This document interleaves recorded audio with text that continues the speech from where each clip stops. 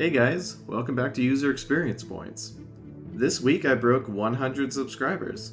That's not that big of a deal in YouTube terms, but to me personally it's amazing because I did not expect this show to get as great of a response that it has gotten. So thank you so much.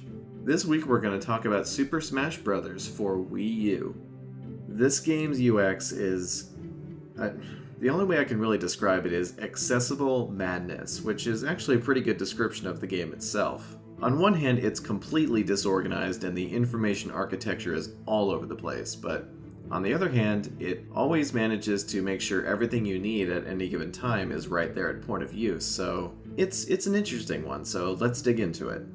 This first example is an easy one. There is no reason that the Spot Pass notification should come up every single time you start the game if you select no. I've not had a single time where this didn't pop up. It's irritating. It should really have only popped up once since you can go into the options at any time and enable this if you want to. Nice and simple, moving on. Next, let's talk about the game's primary use case, Smash. 90% of the time when you boot up this game, this is where you're gonna go, especially if you've got a couple friends over.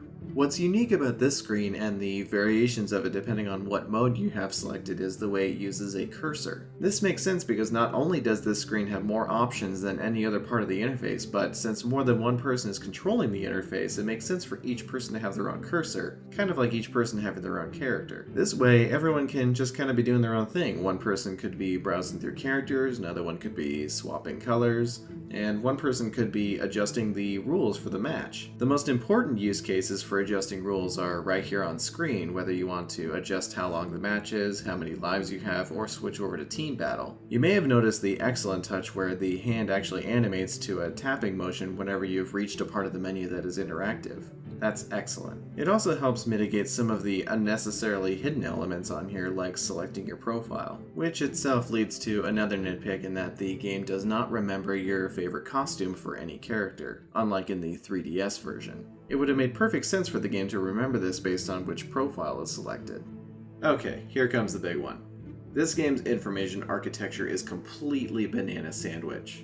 Several menus, like controls, are repeated everywhere. Many different options are completely buried in menus, and when you actually look at the path that you use to get to them, it really doesn't make any sense. And yet, the whole thing just kind of works. Menus are constantly repeated, but this always puts them at point of use, like controls. The gorgeous visual design makes all the menu options very easy to read, and there's not that many options on screen at any given time. When you're first exploring around, it's kind of like this magical little journey where you can go in and discover all the game's little extra features. My favorite was part of my journey into the completely ambiguously titled Games and More section and found the section where you can adjust how often the available music tracks for each stage play. So naturally I went to the Sonic stage and made sure only the cheesy vocal tracks play at all times. Rolling around at the speed of... That said, once you learn your way around, getting to anything outside of the first screen is just frustrating, with pretty much everything buried in the Games and More option. Thankfully the UI is incredibly fast and responsive, making the extra clicks less of a problem. Plus it's hard not to appreciate just how well each menu is designed once you get to it. Like the excellent control screen that allows you to remap the face buttons and turn off common options like rumble and whether you want the character to jump when you press up on the control stick. And then you can test it out to make sure you like it, right there.